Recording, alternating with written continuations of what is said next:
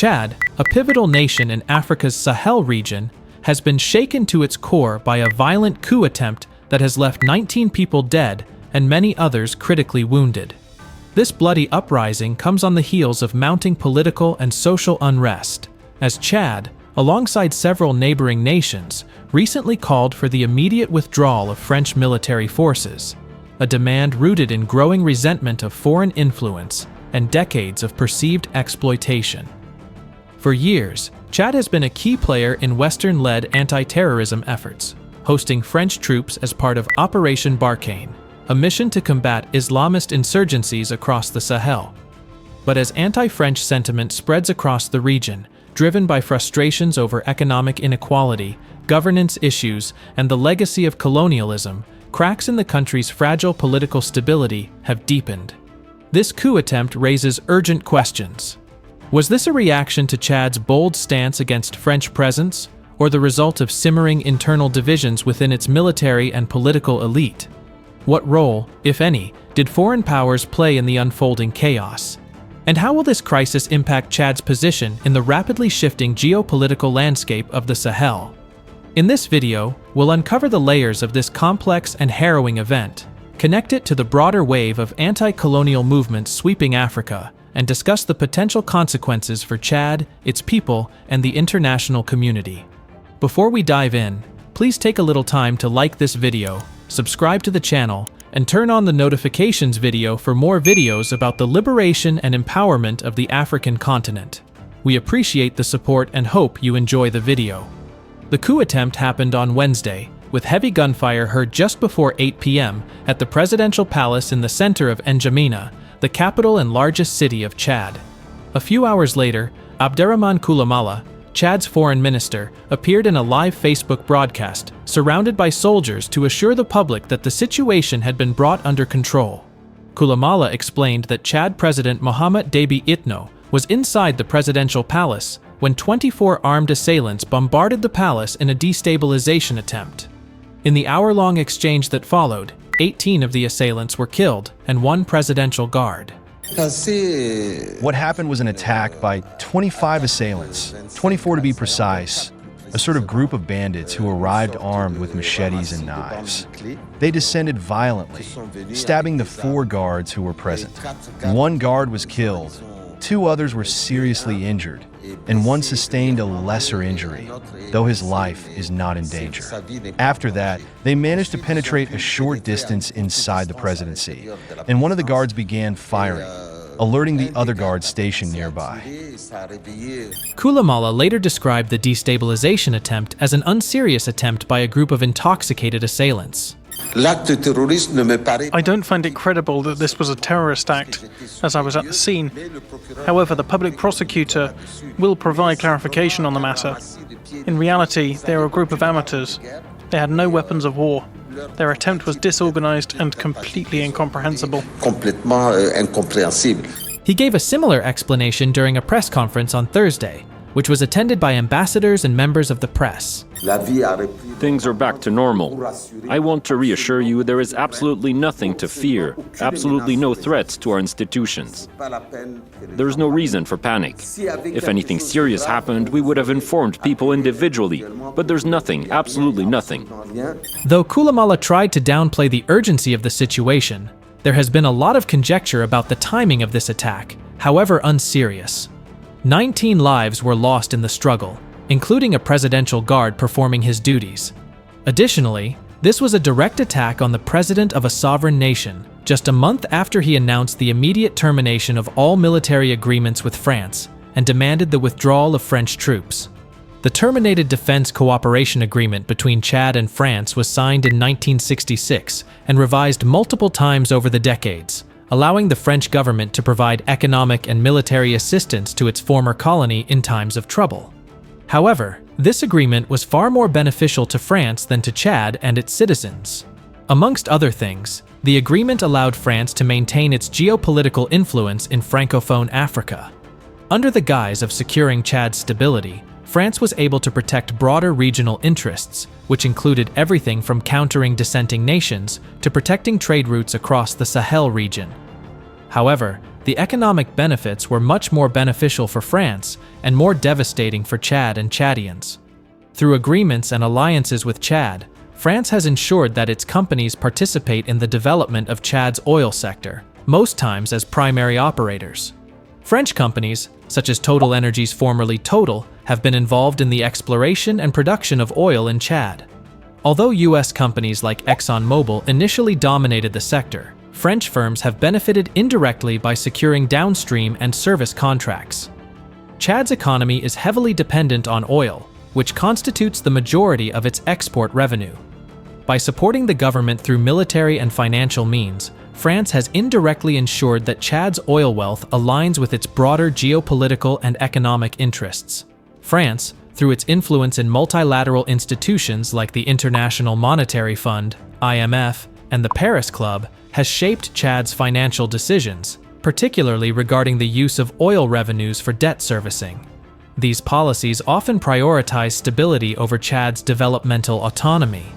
Chad's natural resources have given France leverage over global rivals, such as China and the United States, which also seek access to African resources. By maintaining a military presence and close ties to the Chadian government, France ensures its companies and allies are prioritized for resource-related projects. The Chad government dealt a devastating blow to these undue and undeserved privileges when it booted out French troops in late November. This was after protests broke out in N'Djamena and neighboring cities, with thousands of Chadians demanding the removal of French troops from the African country. Demonstrators accused France of exploiting Chad's resources while failing to address the nation's deep-rooted security and economic challenges. Many carried signs calling for sovereignty and chanted slogans echoing those heard in Mali, Burkina Faso, and Niger. It's particularly noteworthy that the announcement about the removal of French troops came hours after Jean-Noël Barrot, France's foreign minister, visited N'Djamena in an effort to salvage the strained relationship. Wednesday's attack on the presidential complex also occurred hours after an important diplomatic visit.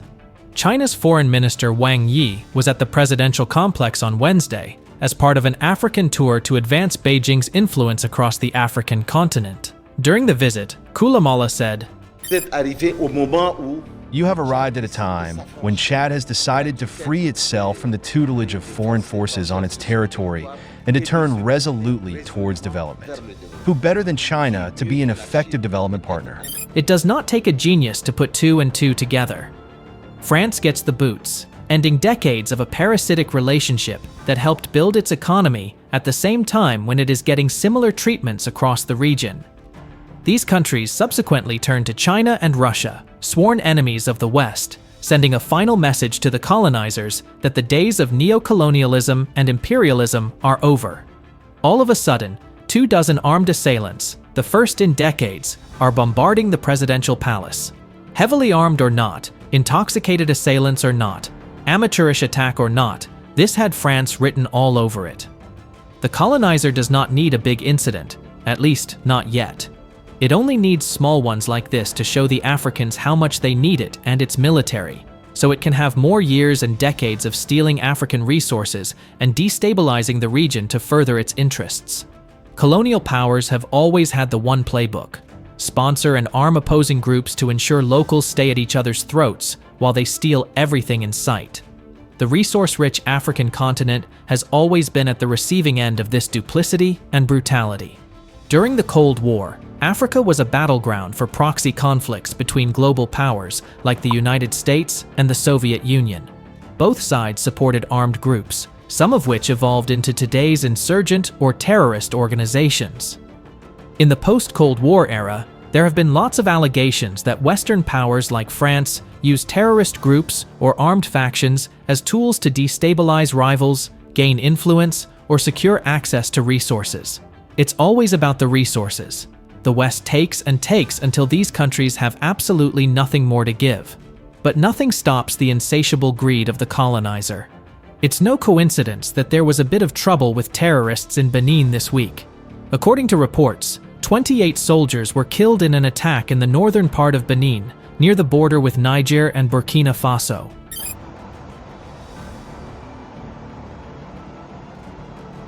From the growing clashes in Mozambique in the east, let us now shift our focus to West Africa, where insurgents and terrorist activities are on the rise and creating havoc for governments. In the West African country of Benin, which is sandwiched between Nigeria, Togo, Niger and Burkina Faso, at least 28 soldiers have been allegedly killed in an attack in the northern part of the country. Authorities said that the attack took place near the border with the insurgency hit Burkina Faso and Niger, known as Point Triple. In a statement, the country's National Guard chief said that the attack was a hard blow to the security forces and added that the position attacked was one of Benin's strongest and most militarized in the region. Authorities in Benin have further said that about 40 assailants had been reportedly neutralized in the ensuing attack. For Africa to be truly peaceful and completely free of the colonizers, Africans must take a united stand against foreign powers and their puppet terrorists. This is why voices like Burkina Faso's Ibrahim Traoré are gaining more support across the continent. Traoré has openly criticized the continued influence of former colonial powers, particularly France, in Africa. He has questioned the fairness of arrangements allowing foreign nations to benefit disproportionately from African resources, while local populations remain impoverished. In his speeches, Traoré has emphasized the need for Burkina Faso and other African nations to regain full control over their political, economic, and military affairs. Africa must stop being a playground for foreign powers and must chart its own destiny. We cannot continue to let our gold and minerals enrich others while our people suffer, the 36-year-old captain said in one of his speeches. He delivered another iconic speech in Ghana during the inauguration of Ghana's President John Mahama. Today, more than ever, our armed forces go wherever they want. At the moment I am speaking to you, there are several operations through several groups. And we are inflicting colossal losses on the enemy and gradually pushing them out of Burkina Faso. We will win this battle, this war, and we will overcome imperialism, which has activated terrorism in our region, to bring us back to these colonial times, to keep us under their control, to exploit us until the end of time. Africa is waking up, and no one will be able to close the eyes of Africans on our realities. No one will be able to come and divide us, to impose what they want on us. We have done everything to be here today, to speak to you, but also to come and wish President John Mahama a good change. We wish him a good change because there are many challenges await him. And I hope that you can accompany your brothers here. Pan-Africanism is a rather complex battle, but you, the people, it is quite easy for you to lead this Pan-Africanism well, because the people must love each other, the people must support each other. The problem of Pan-Africanism is very often between us, the leaders, but we will put everything in place so that the leaders can go in the direction of their people, because the people are already integrated. They are Pan-African. And I encourage you to stay united. United among yourselves and united with those who have welcomed you here. Be united with your African brothers. We are reactivating the Institute of Black Peoples because Africa has the same history. We are treated in the same way by imperialists. There is no reason that we are not united and that we block imperialism. Stay united, and show your Burkina Faso wherever you are. For decades, Africa has been the stage for foreign powers to project their influence, often under the guise of security assistance or development aid. Nowhere has this been more evident than in the Sahel, where the fight against terrorism has served as a convenient pretext for military interventions by Western powers. Yet, despite significant foreign presence, insecurity has worsened, leaving many Africans questioning the true motives behind these interventions. Today, Africa has awakened. By expelling foreign troops and seeking alternative security arrangements, these nations are dismantling the remnants of colonial dependency and charting a new course. At the heart of this awakening lies a renewed focus on sovereignty. African nations are asserting their right to determine their destinies without interference. This shift is not merely about removing foreign troops, but about addressing the broader systems of exploitation that have persisted since the colonial era. The Sahel's resistance against foreign domination is inspiring a broader Pan-African movement. Leaders across the continent are echoing calls for unity, recognizing that Africa's strength lies in collaboration. The African Union and regional organizations like ECOWAS have an opportunity to transform this momentum into tangible progress, fostering economic integration, collective security, and shared prosperity. Moreover, this awakening is not limited to governments. Grassroots movements, youth activists, and intellectuals are playing a critical role in demanding accountability and championing African solutions to African problems. Social media platforms have amplified these voices, connecting citizens across the continent and fostering a shared vision of empowerment. The road to full liberation is fraught with challenges. Internal instability, entrenched elites, and external pressures continue to threaten progress. However, the Sahel's bold actions offer a blueprint for overcoming these obstacles. By addressing the root causes of insecurity, investing in education and infrastructure, and fostering inclusive governance, African nations can build resilient societies capable of withstanding external manipulation. The message emanating from the Sahel is clear. Africa is no longer content to be a pawn in global geopolitics. The region's leaders and citizens are reclaiming their autonomy and redefining the continent's relationship with the world. This awakening is not merely a rejection of foreign troops, but a declaration of Africa's readiness to lead its own destiny. As the Sahel takes bold steps to cast off the vestiges of colonialism, it sets an example for the entire continent. This is Africa's moment, a rising tide of consciousness and empowerment that heralds a brighter, self-determined future. The world would do well to take notice and respect this new era of African assertiveness. This is more than just a story, it's a movement. Africa is reclaiming its lost glory and destiny, and you can help spread this powerful message. Like this video, subscribe to our channel, and let's shine a light on the leaders who are building a new Africa, one bold decision at a time. Thanks for watching.